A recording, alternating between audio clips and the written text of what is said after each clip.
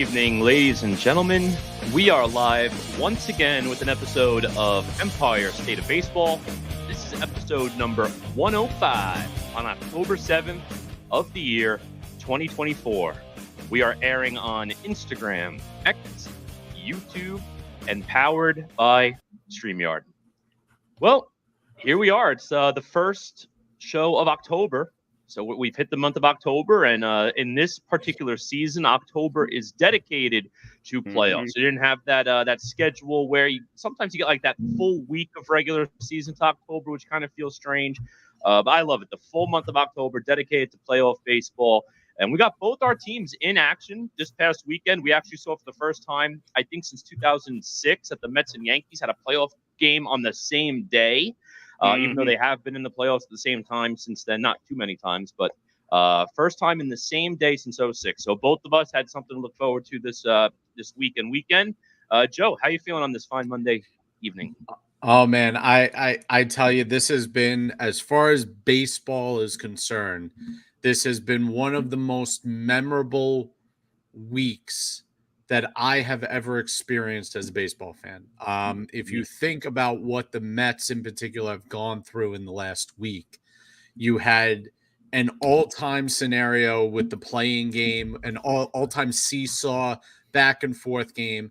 You had an all-time comeback, not only for the Mets, but in baseball, historically, in baseball history in the playoffs, with Alonso's home run, that had never been done before.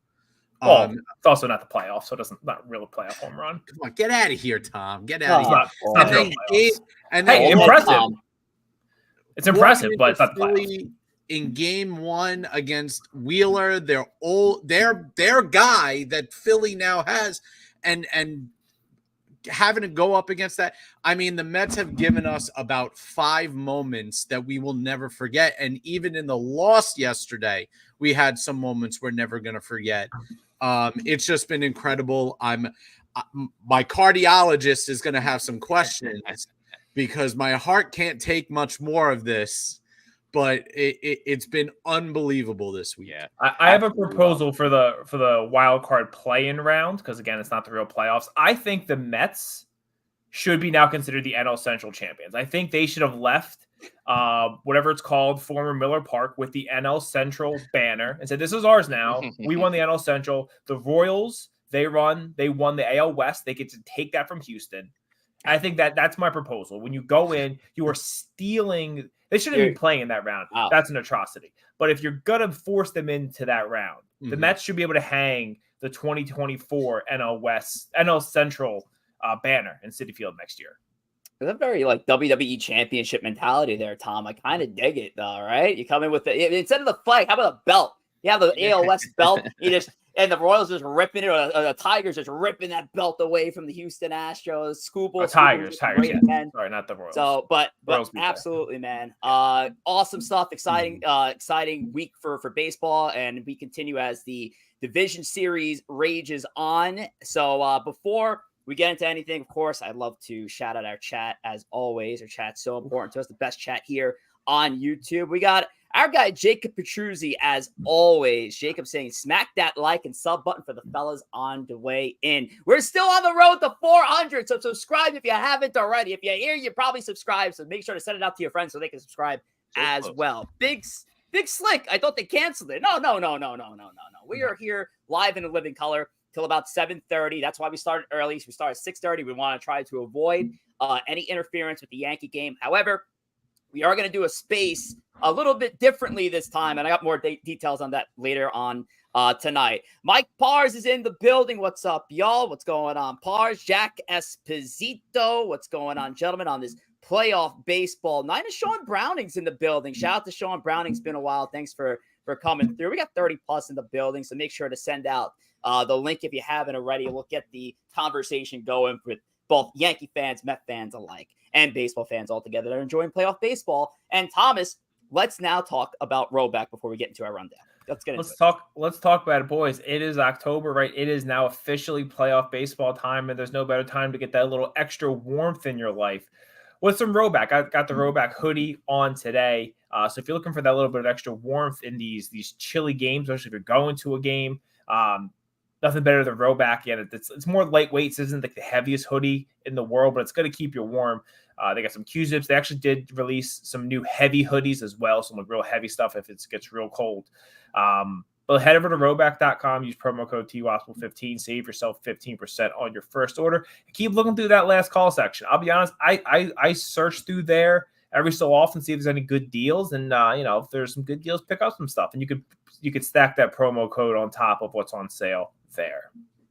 Yes, sir. Rowback TWASPL15. It's code we've been using here for the better part of the last 2 years. So thank you for that, Thomas. So let's get into our Rowback rundown. We're going to kick things off with the postseason push, which is kind of just a postseason version of the Empire Express. We'll look at the brackets, the updated version of our brackets, which are already busted thanks to the Tigers upsetting the Houston Astros early. I believe the Astros were the World Series winner, according to Corey. So Corey not having a good time as is. I am as busted could be. Yeah, oh yeah, absolutely. We'll get into that shortly. Then we got the lineup card. This is going to be the final round of our ESB game. So this will be the last lineup card of the season, and then so on and so forth. We have about 5 weeks left of games, and it's still a very close contest. Tom's in the lead, just ahead of Corey. Joe getting up there, and right now I'm like just chilling low right now. I don't know what's going on, so maybe it's a game like this that'll get me right back in there. Lineup card, there's a lot of points there. And finally, we're going to review our predictions from early this year.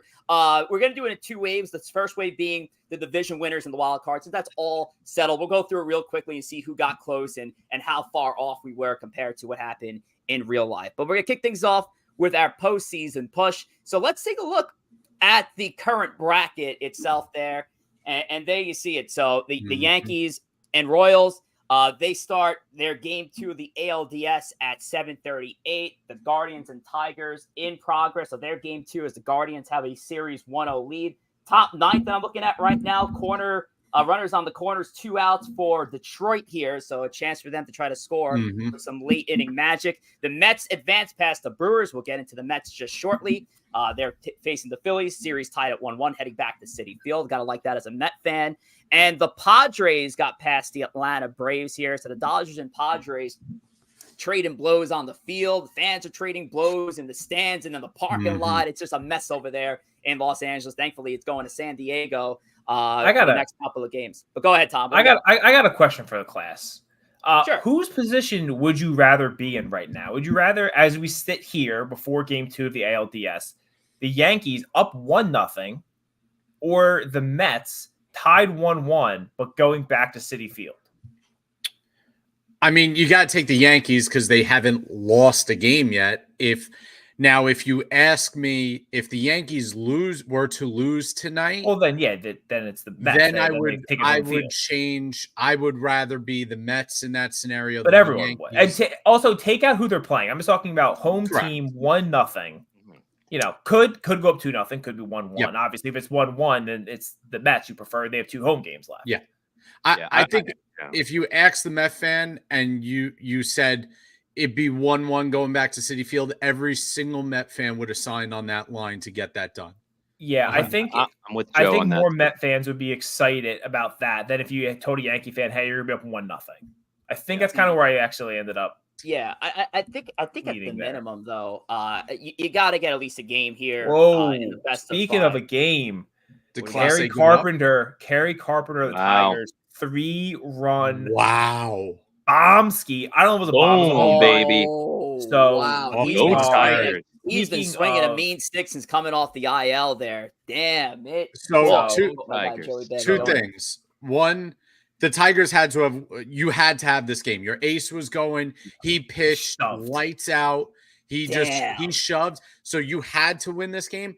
Number 2, I gotta give credit. Mariano Rivera had just from this week. My respect for Rivera has gone up so much. I already respect him. We already know he was the best.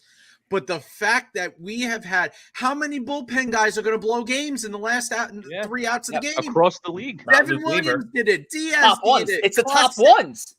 Clase did it. It's insane. This guy wild. Mariano, he's got like 4 blips on the radar. He had 100 chances in the playoffs. You can't. There is him, and it's dropping off a cliff, and it's everybody else. It's unbelievable. I trust no one in the ninth inning. Period. And the only one I trust in the ninth inning is the Mets offense right now. Not so much the relievers. Let's get into the Mets offense. So the New York Mets and Phillies tied at 1 apiece, but got to feel good. Again, going back to Citi Field, Mark Vientos has been an absolute beast. I can't wait to show you what I just saw in the backstage area there. Oh, that doesn't sound right when you don't have when you have the visual in front of you. But all right, let's see if Joe's doing the no. Thank God. Okay, it's a pumpkin. I got my playoff pumpkin, man. The playoff pumpkin's here. Listen, as much as I wanted to win that game, I wanted to stick it to the Phillies in Philadelphia. The Mets show it's not a terrible loss last night. The win Monday was it I'm losing my days. Saturday was incredible. You beat their ace fully rested. You didn't beat the ace, you beat the bullpen after Wheeler came out. Yesterday, at the minimum, you showed Philly that they are going to have to scratch and claw and fight to the last man in order to beat the Mets. Because the Mets had the lead, they blew the lead. Nimmo gets the home run, they blow the lead again. Vientos ties it in the ninth. The Phillies at that point are desperate. The Phillies must win that game. So, yes, again, I'd like to win that game, but if you're the Mets, you're feeling great. You're feeling like you can come back at any time. The magic is real. And credit to Vientos. This kid is a young kid. It's his first full season. He has looked like an absolute stud all year and in the playoffs. The Mets have issues. The bullpen's an issue. But from what I've seen so far, everyone's bullpen is an issue. Yeah. And now we got the Cleveland Guardians who had the best bullpen in baseball, and their bullpen's an issue. So I think the Mets are in a really, really good spot. They got Minaya going tomorrow. The Mets always play well against Nola. I saw a crazy stat. Nola's like batting average against after 6+ days of rest is like 400, something like that. And he's on 10 days of rest right now. So yeah, look what the sample size is for that, to be fair. I'd have to see the sample sizes in that. But if I'm the Mets, I feel fantastic right now. I think they're in control of this series. And they have a chance. They're going into Citi Field. They have not been home in 2 weeks. Been a long time. The amount of moments this team has had on the road, that place is going to be a madhouse tomorrow. They are the fans are going to be so happy that the Mets are back. I think that is a huge boost for them. They get to sleep in their own beds for the first time. It's been better when they weren't sleeping in their own beds. That's true, but that's a big factor too. So I'm very confident. I think the Mets are going to finish this series off, and go to the CS. Now, I don't love either matchup in the CS. I actually prefer the Dodgers just because the Dodger pitching is abysmal. It's not bad. It's abysmal. True. And I'd rather have them than the Padres. I think the Padres have 10 different ways to beat you. I think the only way the Dodgers are beating you are with the long ball from the heart of the order. I guess the Padres struggling like two teams of destiny. I don't know what happens. Yeah. Both of them seem like they are on fire right now. Yeah. Like what happens to those two games? And there's a long way till theirs, but And Joe, that may be the case, but also maybe has something to do with the fact that that's your prediction for your bracket here. I mean, we got the eliminated teams are grayed out in this, but like at least on a National League side of the house, it's still looking pretty damn good for you here, Joe. If that certainly worked out that way. But yep, Phillies and Mets continue their BS. Joe with the pumpkin. Where'd you get the pumpkin? Did you get it today for the show? I'm not going to confirm nor deny that. No, me and my wife went out yesterday, got some pumpkins and mums and things like that for our house. All that fun stuff. Nice. I ended up doing the the same. But listen, I mean, and Joe mentioned it. The bullpens right now are a complete mess. I think the biggest problem with the Mets right now is that the pen's just gassed, and they've had one outside of the rain shortened games. They had one day off this week. How many play-in games did they have this week? They had a doubleheader within the last week.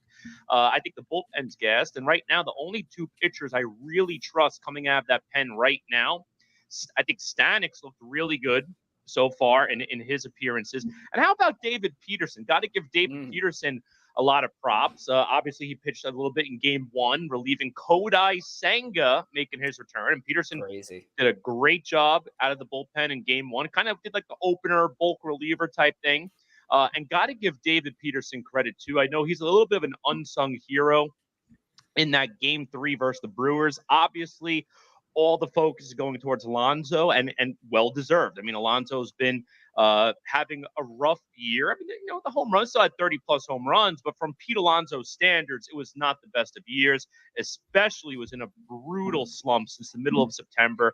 Fans were really getting on him, and he hit, arguably, considering the situation, the circumstances, elimination game, do or die, very possibly the biggest home run in Mets history. Taking that lead in game 3 versus the Brewers. They eventually scored another run to make it a 4-2 victory. But I mean, what a wild week it's been. But David Peterson, got to give him credit too, because he went out there. He hasn't pitched in relief pretty much all year. I know in the past he has done both. He's kind of been a swing man for most of his career. But he didn't really pitch in the pen this year. So he came out, not only coming out of the pen, he came out for a save situation in a do or die game on the road. First guy gets on base, and then he gets an out, and then he gets double play to end the game. So got to give Peterson a ton of credit. And that came against Terang, too. Terang has been absolutely killing the Mets in that first series. Thankfully, they got past him there. But Peterson, unsung hero right now, too.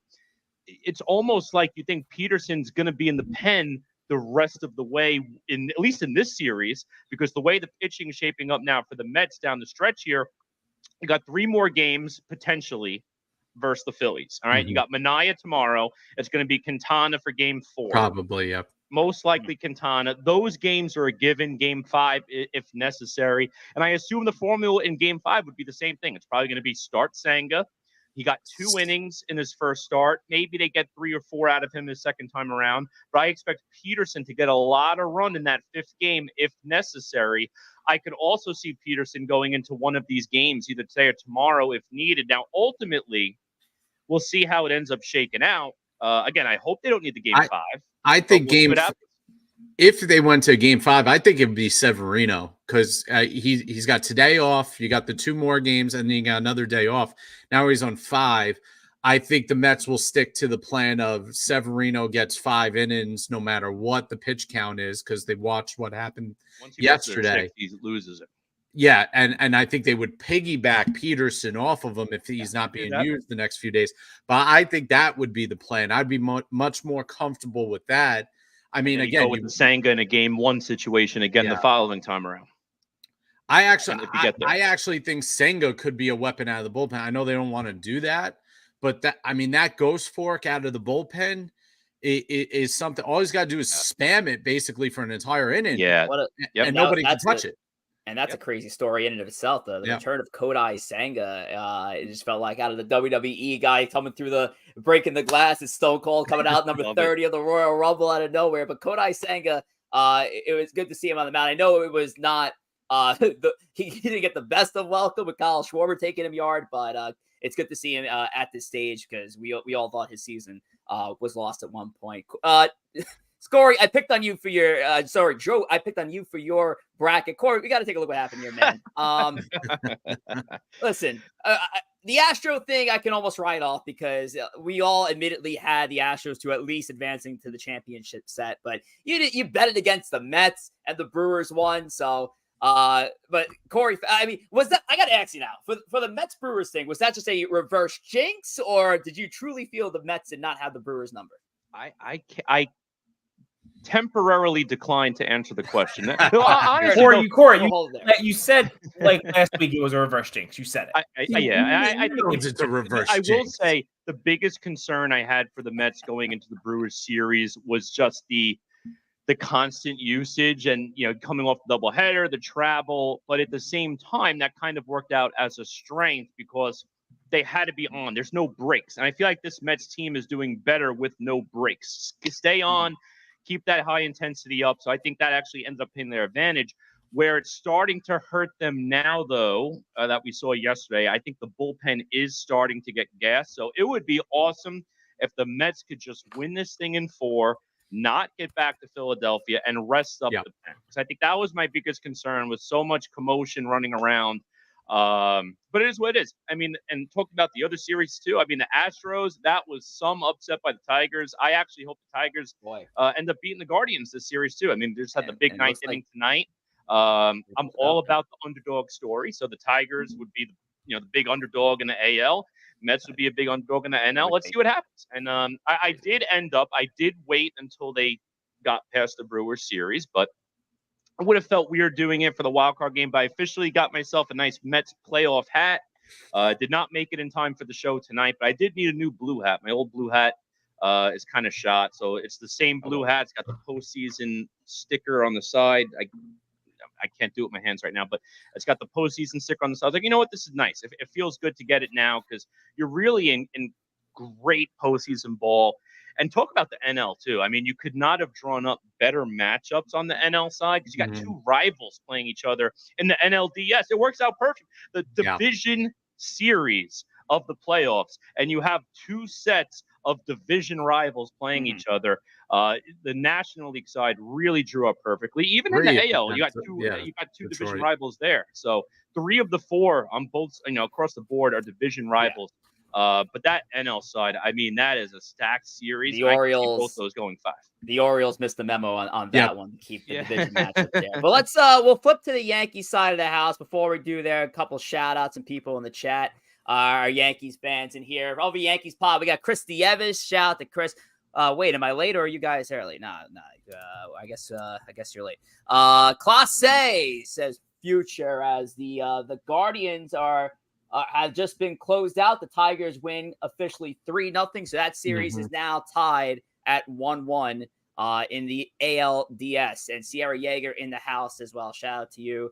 Sierra. Oh, and Grace Monroe over at Uptown Sports TV. Shout out to Grace. It's been a while. Hope everything is well. Okay, so let's get to the Yankee side of the house. I'm flipping through comments here like nobody's business. But the New York Yankees are up 1-0 going into tonight's Game 2, which kicks off at 7:30 p.m. Eastern Time. It will be Carlos Rodon for the New York Yankees opposing Cole Ragans, who's emerged as either ace 1A or 1B. I don't know on the flip side with Seth Lugo to that Royals rotation. He's really been a revelation since coming over in mid-2023. But Thomas, how are we feeling about this New York Yankees team and ahead of tonight's pivotal Game 2 of the ALDS? I think you got to feel good, mostly because Game 1 is the prototypical game the Yankees lose. Like that's the Yankees lose games like that where you make a bad error, you take the lead and you give it up, and then you just kind of eventually fall behind. Then maybe you get 2-1 in the 9th and you hit into a double play and the game's over. That's how the Yankees lose games, and I feel like for this last decade, that's the script. And they broke the script. So I think you got to feel good about that. The Yankees team are still, potentially 4 more games to go. The Royals have a lot of talent. This is not over. But the Yankees are a better team than the Orioles. The Yankees should have at least one of these. They should at least pick up one more win where they just smack the Royals. It should happen. I know the Royals have some good starting pitching coming up, especially the next 2 games. And the Yankees have struggled against lefties. And tonight that's going to be a bit of a challenge. But they should have the offense, especially if you're getting contributions from guys like Oswaldo, even though he's not in tonight. Verdugo, contributions there. Glaber has been great. I know people want to talk about Judge not hitting. I'm not really worried about that. He's Aaron Judge. He'll hit. Soto absolutely showed up. And if this lineup, everyone's hitting, and really the problems in Game 1 were Judge, Cole, and then Stanton having, I guess, the knees of an 85-year-old woman, and he just can't run anymore. Top speed. I mean, we call it top speed nowadays. like, listen, if you take, I mean, I know it's not so easy to say if you take that stuff out, but I mean, like the Yankees could have really handled that game if things go, if some guys who you expect to show up show up a little differently. There were two parts of that game on Saturday, which, by the way, I had a hard time catching anyway for other reasons. But I was gonna say broke the record most lead changes in a postseason game in history. Yes, on Saturday. Yes, that I saw. I so think it was they changed the lead 5 times. That was a record. So I think two components of that game too, which led the Yankees to victory, were two I think fans were pretty worried about. One being their bullpen. They got a great effort out of their bullpen after Garrett Cole handed the ball off. Between Tim Hill, Luke Weaver, Clay Holmes, and Tommy Kahnle. Clay Holmes they did a great job. Clay Holmes looked just as good as he did when at the very beginning of the season. And maybe it's the adaptation into the new role of being a non-closer, is taking a bit of the pressure off, which he also just threw his sinker, which is his better pitch. Instead of throwing 50-50 sinker sliders, he's like, you know what? I'm going to throw the sinker. It's really good.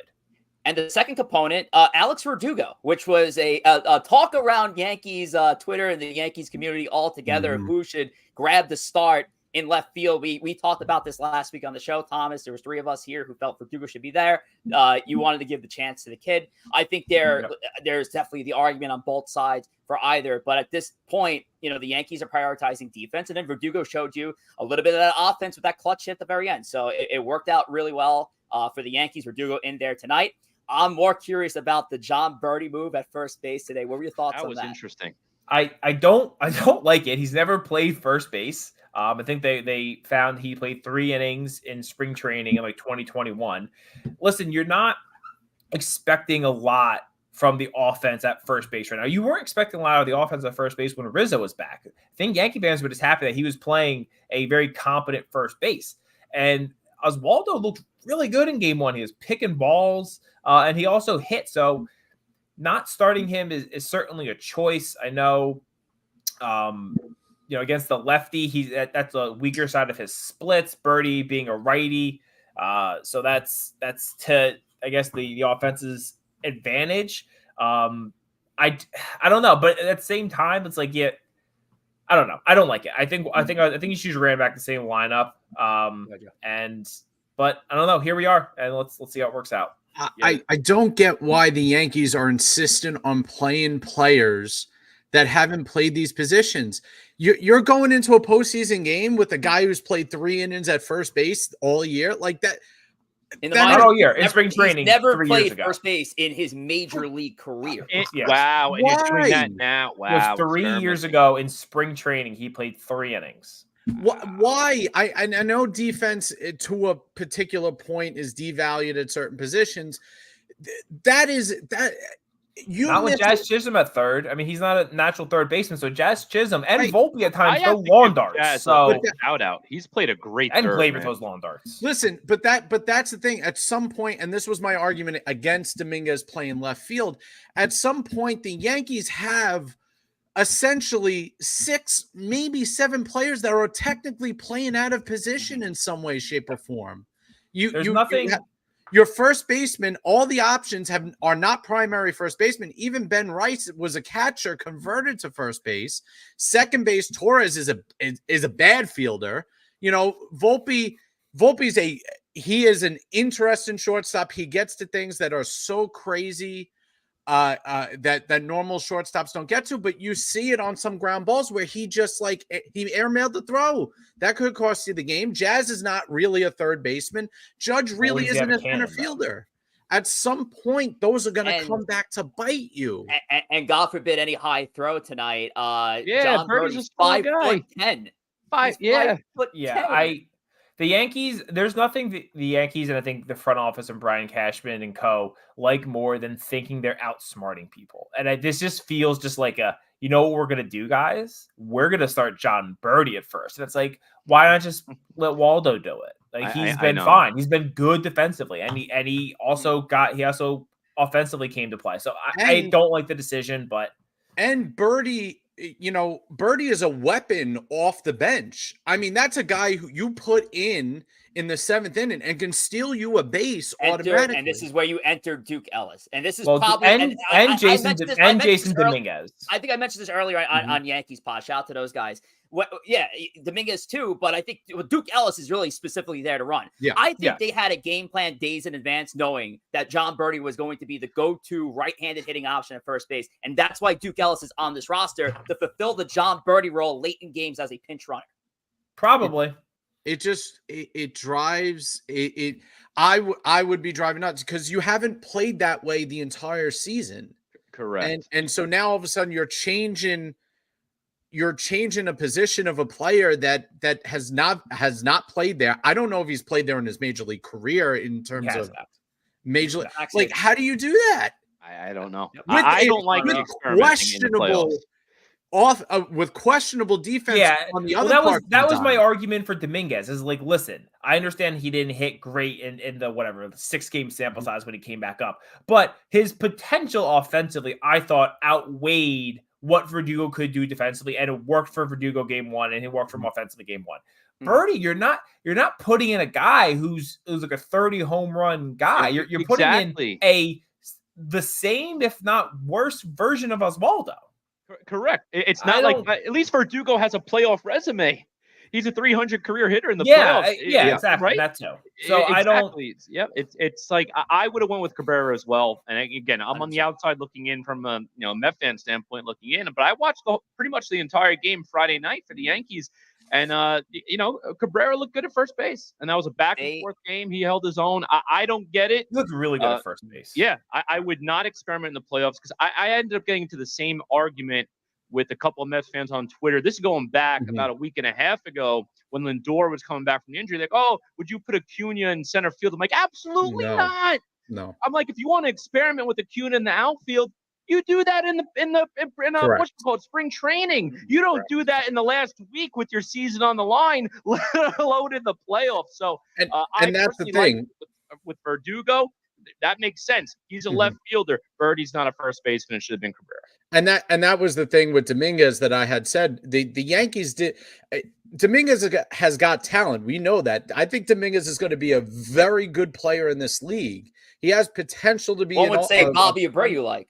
Yeah, a perennial all-star. But at the same time, you have to, as an organization, set your young players up for success. The Yankees did him a disservice by not giving him almost any experience in left field and then expect this kid late in September to have every ball and every flight and every trajectory to fly balls down in left field. That's a disservice to the kid. I mean, they have to expect you have to expect he's going to catch fly balls. I mean, those fly balls that's bad. Like you. No, I don't put that. I don't put that on the Yankees. Him not having enough left field experience. I think if he would have hit, he would have started in left field. The fly balls. Well, he's a major league player. He should be able to catch fly balls. Yeah, you're not going to save a 179 batting average and poor defense. He's not a 179 batting. You're looking out in left field. You're like, oh boy. But you're going to go Verdugo. Verdugo was the right option, and it ended up proving the reason why on Saturday. Verdugo was a big part of that win.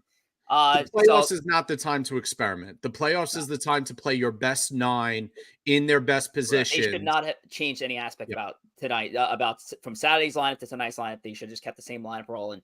Listen, you score 5 runs in a playoff game, regardless of who you're facing. That should be enough to win you a lot of games, especially the way pitching is nowadays. So should have just kept the same lineup as it is. That first game was so crazy. Both teams at one point looked like they didn't even want to win the game because you had the Volpe error, which cost them. And then you had the third base coach sending the slowest person on the planet in Salvador Perez. Yep. That's not on Boone. There is no chance Boone is on that play. Yeah, that is a Cashman front office. There is zero chance Aaron Boone wants to start Birdie at first base. No chance. But you talk about the Royals making the mistake with the Royals sending Salvador Perez instead of leaving the bases loaded. I mean, that changed the trajectory of the game. If Sal Perez doesn't get sent there and gunned down at the plate, I think the Royals win that game because that's early in the game. It took a perfect throw. It took a perfect throw from Soto to get him. He wasn't out by a mile. I think it's worth the. He's as slow as Stanton. I mean, and he's a 35-year-old catcher. I mean, you don't expect him to be fast, but that was it was just a very strange game. Cole didn't have it early. But the Royals walked 8 batters. If you walk 8 batters in a playoff game, You should have no shot to win the game. The big advantage I think also the Yankees got out of game one is they saw, I think, everyone but one of the Royals' big relievers. And in a series like this, where you're gonna, potentially play 5 games and you could see these guys multiple times, it really unlocks things.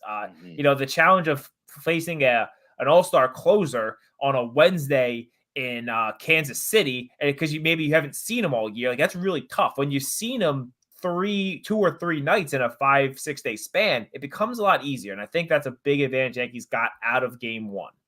I agree. Yeah. There you go. All righty. Let's we're gonna move forward. So Yanks Royals at 7:38 p.m. Carlos Rodon. Carlos Rodon, last 2 appearances against the Kansas City Royals, which was in this season. He's got a 2.08 ERA. That's 13 innings of 3 earned run balls. So hopefully Rodon can keep that thing going. Ragan's 1 appearance against the Yankees back on September 11th, 2-run ball there over 7 innings. So let's we'll move forward to our socials. And Joe, let's talk about Instagram. Yes, you can join our over 5,300 followers and counting on Instagram and follow at Empire State of Baseball. You can follow us there for all our memes, segments, games, clips, reels, anything like that, announcements. We all put that. And you can join us live on Instagram. If you like scrolling through pictures and videos, you can listen to us live on Instagram while you do it. You can also follow our personal accounts, Corey at Corey Favs, myself at JR Pugs, Rich at Rich J. Rivera, and Tom at T Wospil, all on Instagram. And on the flip side, over on X, give us a follow at ESB Podcasts. Give our subsidiaries a follow at ESB NYM. For Joe and Corey's content, you can give them a follow individually at GGory at JR Pugs. You can follow Tom, Sierra, and I at ESB NYY for the Yankee sub-affiliate, individually at Rich J. Rivera for me, at T Wospil for Tom, at Sierra Not Missed for Sierra. Now, we're going to do something a little special later on tonight. As opposed to having our extra innings, the Yankees, Game 2, Royals, ALDS, the focus should really be on there. So we're going to do something a little different. As opposed to doing our extra inning space while we're just kind of talking over different topics, we're keeping the focus on the Yankees, and we're going to have our first ever listen along. That's going to be on ESB NYM. We're calling it PXP. So hopefully you guys can join us. I'll be doing play-by-play commentary. Sierra's going to join, and hopefully you guys Rich, don't tell join people you're doing play-by-play commentary. If you wanted anyone to tune in, you've now ruined it. That's incorrect. You're not. I don't think you're technically allowed to do the play-by-play. I mean, he can do the play-by-play. There's nothing. Nobody's going to stop him. But we're not seeing the game, huh?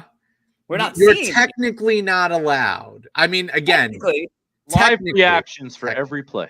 You can have live react. You cannot do the play-by-play specifically.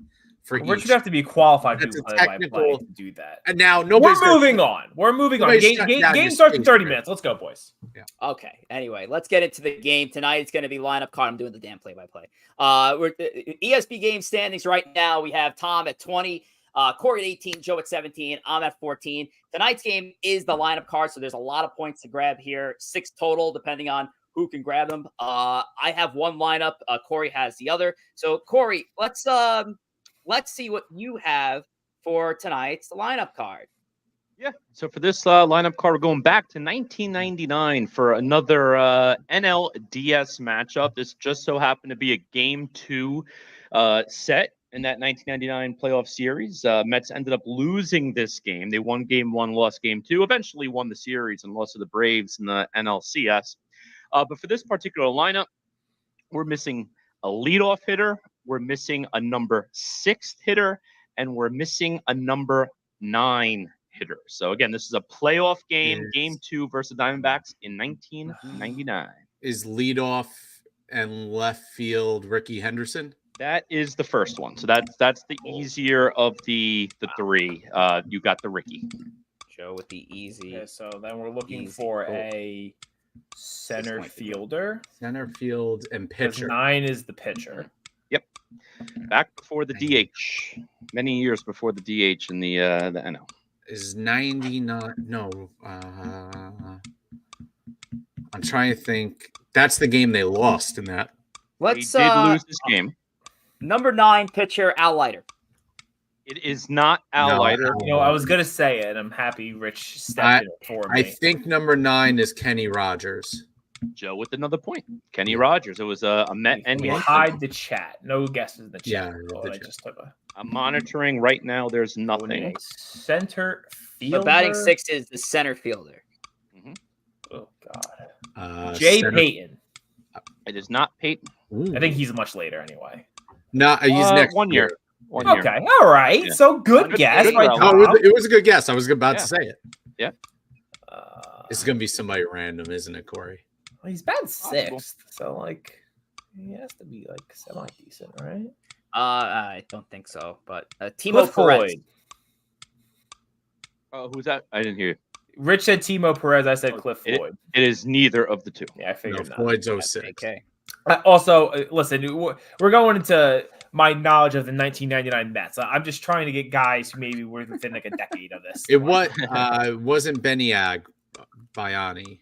It was Right. not Benny Agbayani. Actually, Thank you. Agbayani did make an appearance, but he did not start this game. The Mets had some names. 2 Ks for me, 2 Ks for Tom, 1 Benny K for Joe. Agbayani and Algardo Alfonso, 2 of my like 5 favorite baseball names of all time. It's not Tsuyoshi Shinjo, is it? It is not Shinjo, so it's 2 Ks across. That's later too, right? I I think do another think year. it's I think he's like 2 years. I think it was 01, Could be. maybe.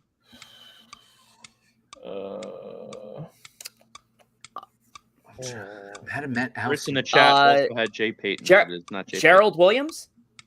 Payton. Not Gerald Williams. I think he Great. was 04. Okay, Darryl Hamilton. It is Darrell Hamilton.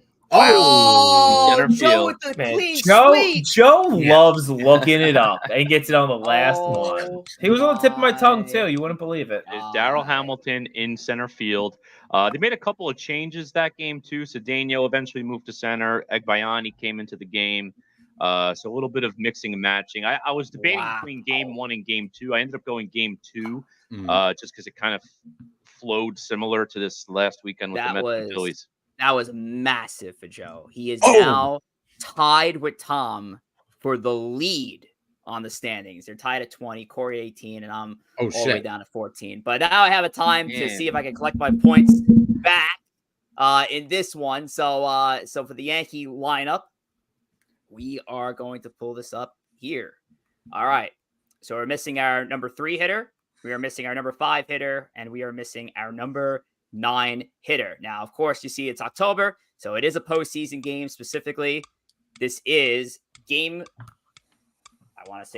3 of the American League Division Series. Gary Sheffield and right, Bobby Abreu in left. No, Bobby Abreu. You gotta Well, stick I'm to just one gonna guess. say Gary Sheffield and right. Gary Sheffield in right field is incorrect. Bobby Abreu in right field. Is correct. Where is he hitting? I got 2 of the 3. I don't need the other one. All right, whatever. You got he's batting third. He's batting third. Jason Giambi DH at 5th. Hideki Matsui, 5th DH. Okay. Corey, you're incorrect. Joe, you are correct. It is Hideki Matsui DHing batting 5th.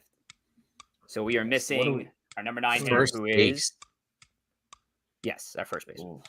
So it's not Giambi. It's So not Joe and Tom Teixeira. are tied at 21 apiece. Who's the Best I can first? do is 1 who'd point. be a first baseman in a playoff game in I almost said something that was wrong because he's already Now- Adam LaRoche at first base. Not Adam LaRoche. Great guess, though. Great guess. 2 Ks for Corey. 1 K for Tom. 0 for Joe. I feel like this is like the years are off, but I'm gonna say Tony Clark at first base. Incorrect. Good guess. Little too I think at the late. late on Tony Clark. Andres Galarraga at first. No. Galarraga didn't. think Did he- he I play don't think for it you? was a I Yankee. don't think he He would. was a Yankee. Not Galarraga. 1 K for Joe, 2 for Tom, 2 for First base. Corey. Let me take a look at the chat here. No, I don't see anything correct yet. I will say this: this game is of significance. The Yankees lost this game. This is the Midge game. Oh, Job Chamberlain got attacked by all Jabba. of them flies. Ah, interesting. Okay. Oh. Because I originally was thinking it was going to be a tricky, and I was like Posada at first, but clearly catching. Oh, Richie Sexton? No, not Richie Sexton. That was from the other day, wasn't it? 2Ks across the board. I have a guess, but I don't think it's right, so I'm going to just pocket that one. 07 Yankees. It's got to be somebody so random. I can't remember the last time a Yankee first baseman hit 9. I mean, Oswaldo was he at 8? Yeah, that's literally. I don't know why this guy's. Is Bernie hitting 9 today? Player you guys all know, but it is definitely of the random variety. I don't like that. Shelly Duncan. Ooh. Great guess. I like that. Oh, that's a good one. That was a good one. I thought I was pulling that one out of the head. That was a good one. No, nothing for Joe. Thomas have a chance to regain the lead by 1 if you can get this correctly. Corey, I feel like the name I'm thinking of started at the Yankees, came back, but I think he came back later. Still no correct guesses in the chat.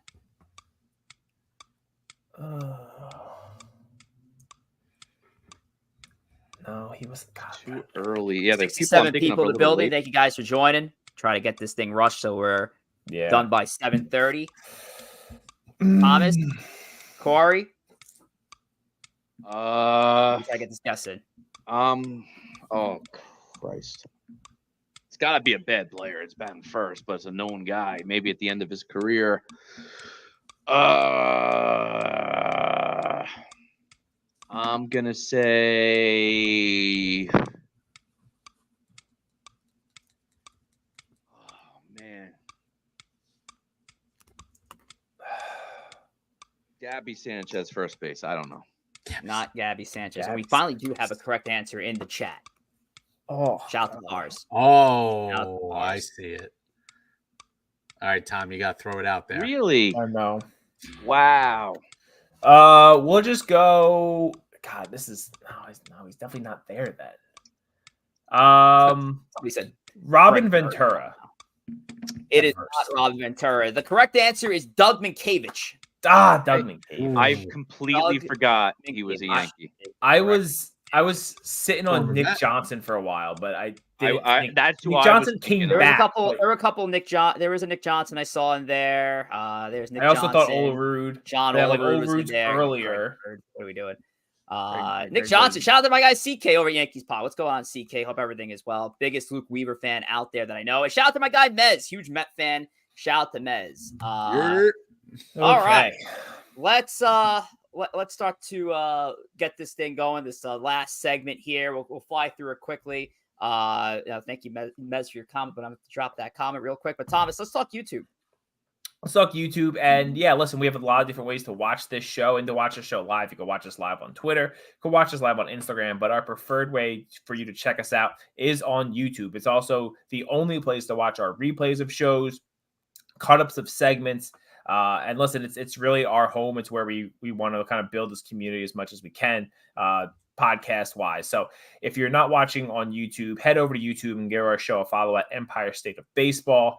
Do the same thing all the other YouTubers tell you to do. Like, comment, share, subscribe, hit the bell. What else do they say? I think that's all of them.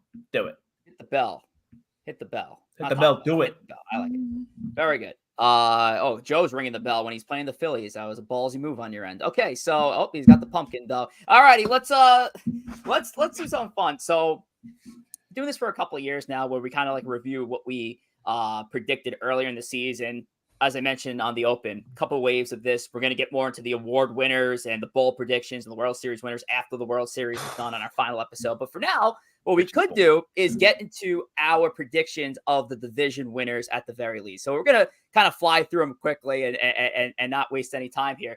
So the AL West, nobody, no one had faith in the Houston Astros except for our guy, Thomas. He got the Astros 98-64. Now they didn't win 98 games, but still Tom had faith in the Astros to topple the division. I don't know if you wanted to make a comment on that. Yeah, I mean, it's the Astros until it's not the Astros. I'm going to do the Astros for next year right now. I'm locking that in. Even if Bregman leaves. don't care. I will pick them until they don't win the division. 88-73 record was the Mariners final are there. the biggest trope artists in the history of possibly sports. They're so overrated. Seattle had the great pitching, but not a great year for Julio. Seattle had 92 quality starts. Man. 92 quality. That is, they possibly had 92 quality at bats all year too.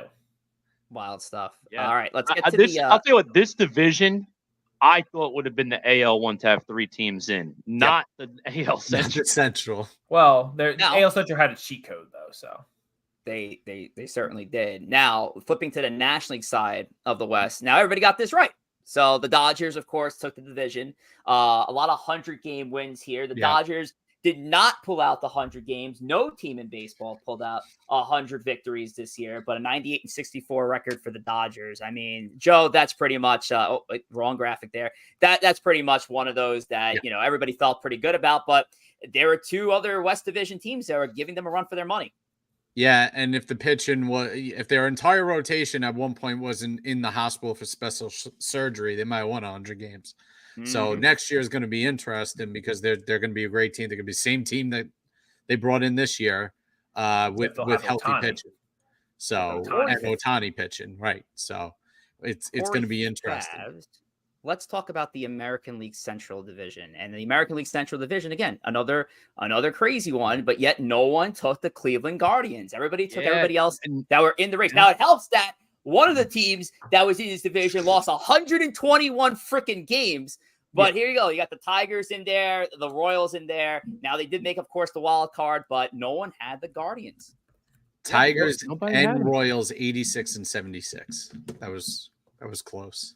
And I missed the Twins by a single game as well. But I had the only Central team that was over 500 to miss the playoffs. And 3 Central teams make the playoffs and are still a part of the playoff mix here in this division series. So wild stuff going on in baseball. Now, for the National League Central, I think we were ready to fly the W back in April because everybody was feeling the Chicago Cubs. And now the Cubs finished with an 83-79 record. So Corey, you were a game off there, but everybody picked the wrong division winner here because the Milwaukee Brewers found a way to fight through it, Thomas, with the loss of their ace starting pitcher, their closer from the beginning of the year. So it was the Brewers division, but we all had the Chicago Cubs there. Yeah, at least none of us took the Cardinals because then we really looked bad. At least the Cubs showed some fight there. The Brewers, honestly, they might just be on that same situation on a much lesser extent to the Astros. Like, just pick them until you don't, because it feels like they just kind of own the Central. Yeah, the Cubs were in into like the last. I'm going to pre-lock that in too. Pre-lock in NL Central Brewers. They might lose Adames, so again, the Central's trash. So like they'll find a way. They were like picking out like grocery store baggers to pitch, and they were still winning. So they'll find a way. Now this one brings a smile to my face. Is the American League East, and not only because I was the only person to choose the New York Yankees, but I had the record on the money, 94-68 as it is. The Baltimore Orioles playoff team, 91-71 record. So again, Corey, another just a game off on their record there. But Joe, you gotta stop betting team totals. I was the only one feeling confident about my team taking the division, and I got the record as well. So the Yankees outlasting the Orioles. Yeah, it only took them losing their entire pitching staff, other than Corbin Burns. I think the O's are going to be fine for the next few years. They got new ownership. They're going to start spending money. The Orioles are going to be fine, but the Yankees, Rich, you hit the nail on the head with that. And I just don't think anybody thought that the Orioles would just falter the way they did half the season. Yes, sir. So Yankees at 94-68. We move on to the National League East. And once again, like the Cubs, like the Dodgers, we all felt good about the same team. However, we chose the wrong team, the Atlanta Braves. Yep. We were all feeling Atlanta, and why not? The Braves are coming in. Who we had thought was going to be Ronald Acuna for a full season. He goes down early. Chris Sale stepped in to replace Spencer Strider in a big way and helped give the Braves that 89-73 record for wild card number 2, but definitely below the expectation of what we had here, Corey Favs. With 100 wins, 98-64 from Joe is the least here. So definitely a disappointing year for Atlanta. Yeah, it was a rough year. I mean, they lost Acuna pretty early. That hurt my fantasy team in our Yahoo Dynasty League. But it was the Phillies' year, and then sure enough, the Braves and the Mets were fighting for a playoff spot at one point. And thankfully thankfully the Mets got in. That's what matters most. But Braves ended up squeaking in, but thankfully they're gone. Oh, that's it. And Thomas, let's look at the American League wild card. And this gets a little crazy because we have like 4 graphics here. But all right, now Corey Favs. Actually, sorry, I should go in order here. Corey Favs here at Houston, the Yankees, and Seattle. Now, luckily for him, 2 of those teams did crack the playoffs, but as division winners for Joe here. Joe had, oh boy, the Texas Rangers and the Toronto Blue Jays. Sad times. Astros cracking a wild card spot as well. Everybody was feeling confident on the Seattle Mariners side of the house. I had Houston in there, had Baltimore in there. So Baltimore they get their American League wild card spot. And again, everybody's feeling good about the World Series winner in Texas, as did Thomas here. Had him at the top of that 92 and 70. Tom, you looked at a couple of those wild cards there. Who would have thought it'd be 2 American League Central teams in that? Again, it shouldn't. They all made the division round, so they did all make the playoffs. So that is true. But they had a cheat code. They got to spam the White Sox for wins. Yep. So it frankly shouldn't even count that these teams they shouldn't even be allowed to be in the playoffs. They should.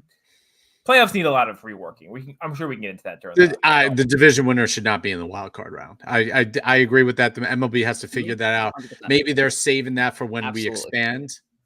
But it's like, but I don't. Yeah, that's a problem. They got to reseed. Reseeding is an issue. Yes, Yankees shouldn't be playing the Royals. They should be playing the Tigers. And Joe, I want to review the NL wild cards with you again. We'll go host to host here. Corey Favs with the Phillies. Of course, the Phillies take the division. The Brewers take the division. The Diamondbacks nearly all playoff teams though. Nearly cracked the wild card spot.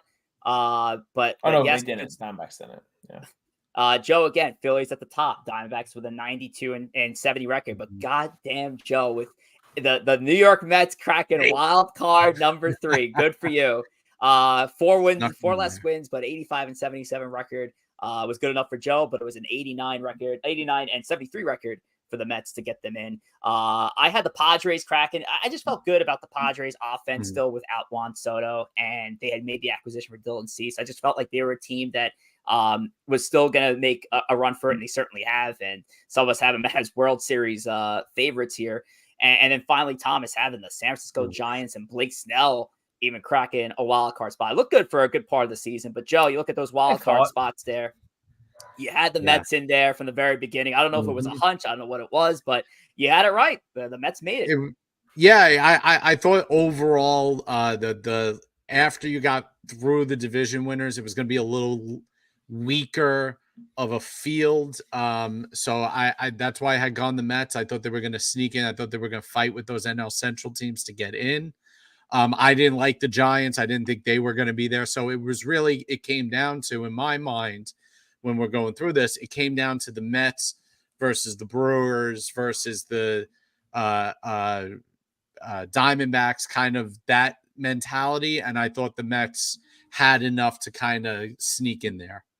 Don't worry, Chris. I know exactly where you're getting at. We're going to talk about it in a few weeks, but Chris did have one of the batting champions correct. And we'll talk more about truly went out on a limb. Bowl predictions in a couple of weeks' time. So shout out to you, Chris, for that prediction specifically. All righty, we're gonna wrap things up here. Corey Favs quickly on TikTok, and then we're gonna call it a show. Yeah, listen, for those of you who like to do a little TikToking, go ahead, follow us at Empire State of Baseball on the talk for post-game recaps and more. Again, right now it's Rich publishing the talks. Maybe eventually we'll all make it there. Who knows? We'll see. Time will tell. But at Empire State of Baseball on TikTok. And like I mentioned before, PXP, we'll do a little play-by-play, a little commentary. I'll read the T's and C's of Twitter now on live commentary throughout a game. But we'll listen, join us anyway. We're going to talk Yankees ball. I don't think Twitter has T's and C's. I think game 2 starting in 9 minutes time. And episode 106 of Empire State of Baseball will be some point next week, tentatively scheduled for Monday at 7. But as I've been saying throughout the playoffs, that could change. We went to 6:30 today. it could be a Monday show, it could be a Tuesday show. It really depends on who makes it on and where the Mets and Yankees schedule lies by that point. But that's going to be it for tonight's show. So we're going to wrap this thing up, and I'll start by saying, thank you all for joining, all 70 plus of you who came through for Empire State of Baseball. I do want to make a very special shout out to hopefully somebody I made a lucky lady over this past week. I want to shout out my now fiance Alana.